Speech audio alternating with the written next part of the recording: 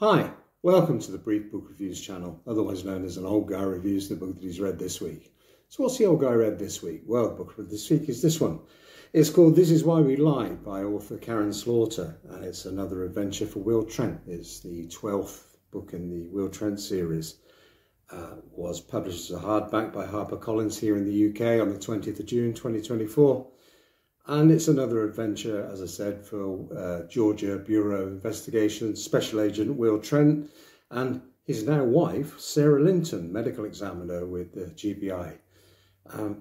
Will and Sarah have got married and now they're on their honeymoon. And this is the tale of that honeymoon, which I'm sure they'll remember for quite a while. So, story kicks off. Will and Sarah just got married. Sarah agreed to organise the wedding. Will is in charge of the honeymoon. Sarah doesn't know exactly where they're going, but soon finds out. They're going to a place called the McAlpine Family Lodge. It's a rural retreat in the mountains. It's a former, the actual main house has been in the McAlpine family for years. It was a remnant of the Civil War.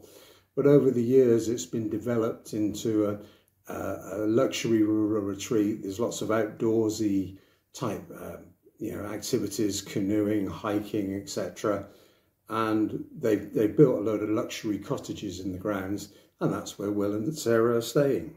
So every night, all the people from the McAlpine family who live in the main house go to for the evening meal, along with all the guests from the cottages, and it's like a communal big meal every night, and that's the way it's always been. And sure enough, Will and Sarah go to the meal on the first night, and the lady in charge, Mercy McAlpine, is clearly not happy. There's a massive family row, and they're thinking, hang on, what have we come to here? And them and the other guests, they just carry on. And they just think, well, families are families. This is a very old family. The patriarch, the man in charge, who's called Papa.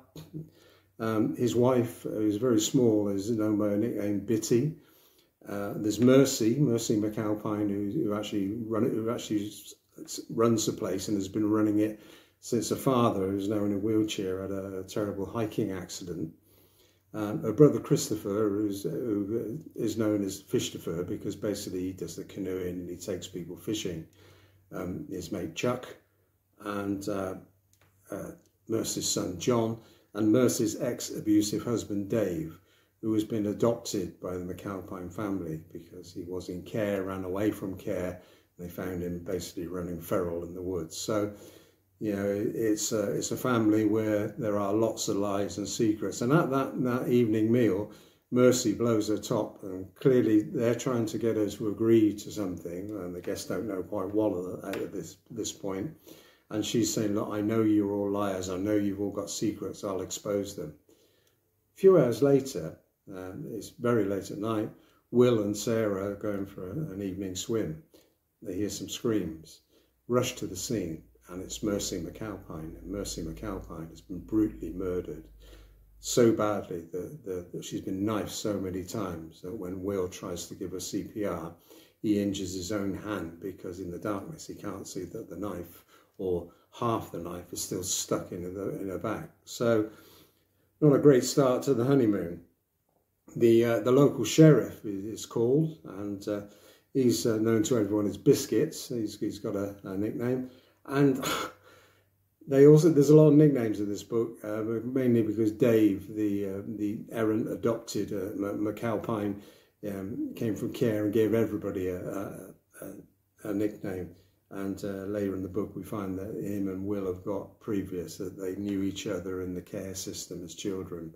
And he called Will Trash Can, which is a name that clearly Will doesn't like because he was found in a trash can. Dave was known as the Jackal, but I digress from that one.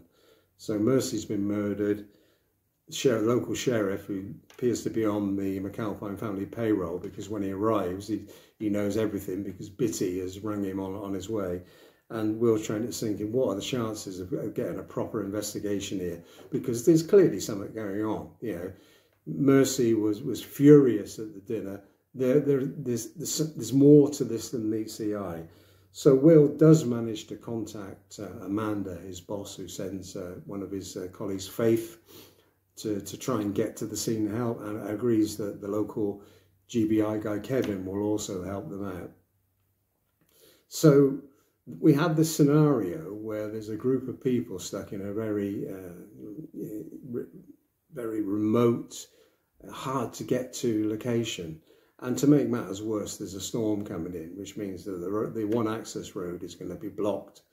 So we've got what is an Agatha Christie type closed room mystery murder thriller.